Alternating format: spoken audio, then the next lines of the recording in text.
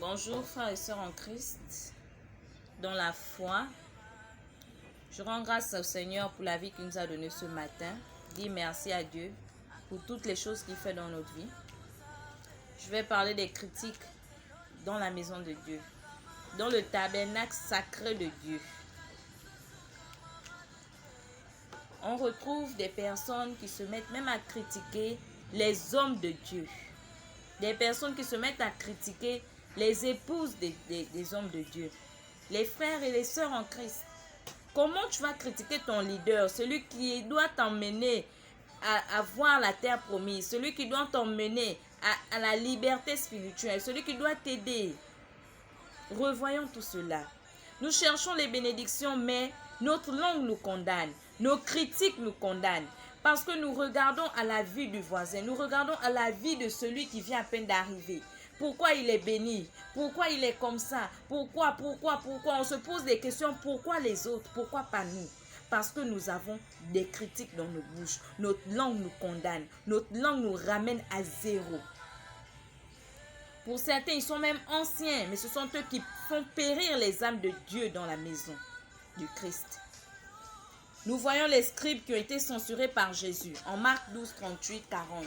Même Jésus n'était pas d'accord de certaines choses, de certaines bassesses que nous faisons dans la maison de Dieu. On vient d'apparence, on monte nos offrandes. Alors qu'il y a des personnes qui sont là, qui viennent qu'avec 100 francs, qui donnent tout. Ils ont donné plus que nous. La preuve en est, Jésus parle de ça dans Marc 12, 41 à 44. La veuve. Est-ce que nous ne pouvons pas revoir notre manière de parler? Nous ne voyons même plus ce qui nous concerne, mais nous regardons aux autres. Pendant que l'autre cherche son salut, toi tu es là pour combattre son salut. Tu es là pour critiquer son salut. Tu es là pour regarder à son salut. Mais à quel moment tu vas regarder pour toi? À quel moment tu vas te contenter de ceux qui te regardent? À quel moment le salut va rentrer dans ta vie? À quel moment vas-tu regarder le Seigneur Jésus? C'est la question que tu dois te poser. Moi, j'ai été rachetée. J'étais là-dedans. Je rends grâce à Dieu parce qu'il m'a racheté à temps. Il m'a mené à comprendre que les critiques, à comprendre que regarder à notre voisin, regarder à notre prochain n'est pas la bonne solution. Mais nous devons nous soutenir. Nous devons nous aimer les uns les autres. Nous devons prier pour nos leaders lorsqu'ils sont dans des mauvaises phases. Lorsqu'ils sont dans la persécution. Parce que ce n'est pas facile. Ce ne sont pas nos camarades. Ce sont nos leaders. Ce sont nos papas spirituels. Nous devons prier pour que Dieu éloigne le mauvais d'eux. Pour que Dieu les fortifie. Parce qu'ils sont humains comme nous. Mais ce n'est pas ce qu'on voit. On se retrouve à critiquer le frère en Christ. On se retrouve à critiquer la soeur en Christ qui vient à peine d'arriver dans l'église. Et on s'est dit, non, on a satisfait notre cœur. Ce n'est pas la raison pour laquelle on va se mettre à critiquer l'autre. Non. Au contraire, on doit se remettre en question.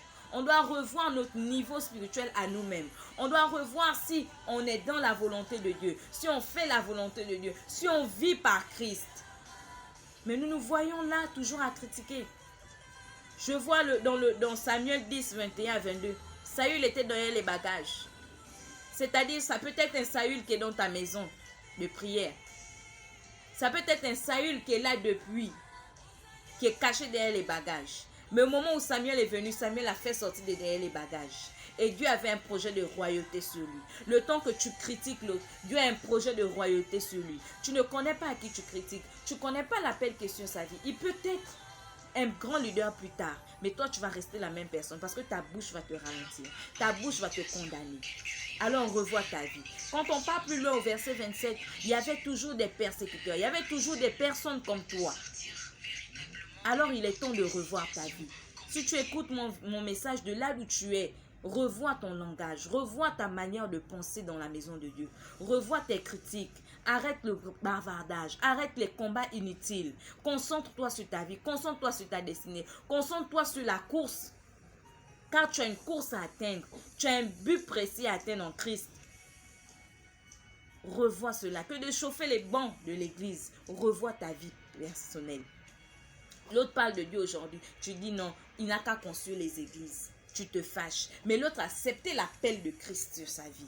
L'autre a accepté lorsque le Seigneur a dit, venez à moi vous tous qui êtes fatigués et chargés. La personne est partie vers Dieu. La personne s'est donnée. Et Dieu est venu s'aimer sa sémence en lui. Maintenant, revois ta vie. Revois tout ce que tu fais. C'est pas facile. Mais essaie de revoir tout ce que tu fais. Prie pour que Dieu change ton cœur. Prie pour que Dieu change ton langage. Vaut mieux aller au paradis étant muet que d'aller en enfer en parlant les problèmes des autres. Tu ne connais pas si c'est un élu de Dieu. Tu t'attaques contre qui? Tu connais contre qui tu t'attaques? Tu connais ce que la personne fait quand il est chez lui? Tu connais ses combats? Non, tu ne connais pas. Mais tu vois la personne d'apparence. Tu lances la pierre. Revois cela dans ta vie.